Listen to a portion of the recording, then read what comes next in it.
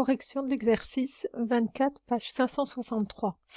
On vous dit, afin de numériser un signal sonore, on utilise un microphone relié à une carte d'acquisition de résolution 8 bits utilisée sur un calibre moins 1 volt, 1 volt, et on enregistre pendant 100 millisecondes et de la manière la plus fidèle possible avec cette carte un son pur de fréquence 500 Hz. Il y avait des données, on vous demande, première question, le pas de la numérisation. Donc je rappelle que quand on numérise, le pas, c'est ce qui correspond à l'unité au niveau de l'axe vertical. Donc ici c'est un son pur de fréquence 500 Hz, donc on peut le représenter, hein. Voilà. Il a une fréquence de 500 Hz. Et puis on sait que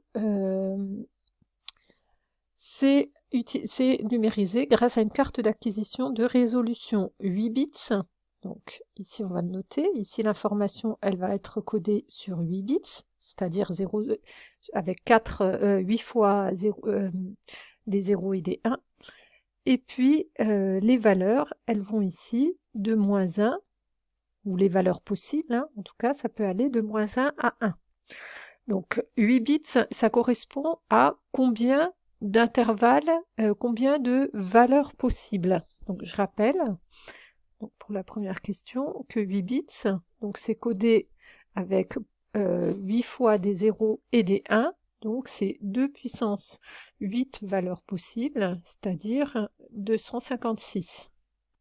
Donc 256 valeurs possibles. Donc ça veut dire que ici, entre moins 1 et 1, il peut y avoir ici 256 valeurs possibles. Ici, il peut y en avoir 256 en partant du moins 1 pour arriver au 1. Mais je rappelle que le pas, ça représente justement la hauteur d'un des intervalles. Donc, s'il y a 256 valeurs possibles, ça veut bien dire que des petits intervalles comme ça, il y en a 255. Donc 255 pour une tension qui peut varier entre moins 1 et 1 volt, donc pour une tension de 2 volts, ça signifie que le pas, il sera égal à ces 2 volts divisé par le nombre d'intervalles, le nombre de pas. Ici les pas, on a dit qu'en tout il y en avait 255, et on trouve 7,8 10-3 volts. En deuxième question, on vous disait qu'on considère que l'échantillonnage est correct à condition qu'au moins 10 points de mesure soient effectués sur une période du signal à numériser. Est-ce le cas?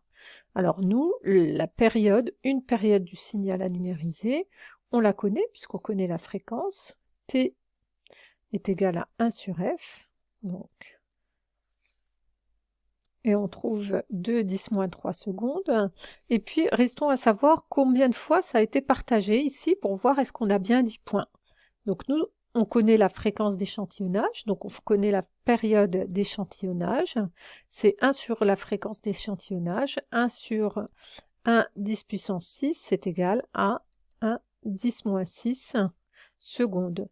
Donc, est-ce que j'ai bien au moins 10 fois 10 périodes d'échantillonnage dans la période de mon signal? Effectivement, c'est le cas, hein. Donc je constate bien que T est supérieur à 10 fois TE. Donc l'échantillonnage est correct. Et en question 3, on vous dit déterminer le nombre d'octets enregistrés par l'ordinateur au cours de l'acquisition.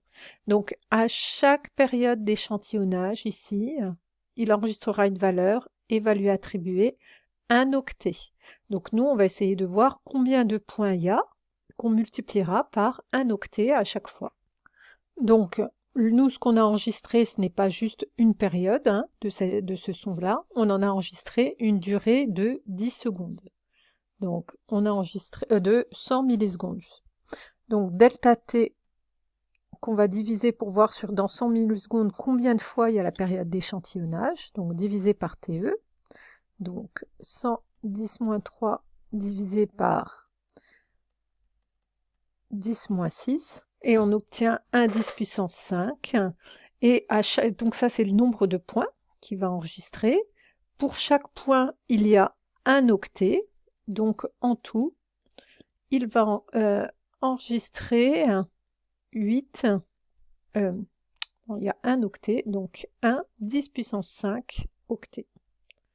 On pourrait l'exprimer en bits, hein, ce serait 8 10 puissance 5 bits.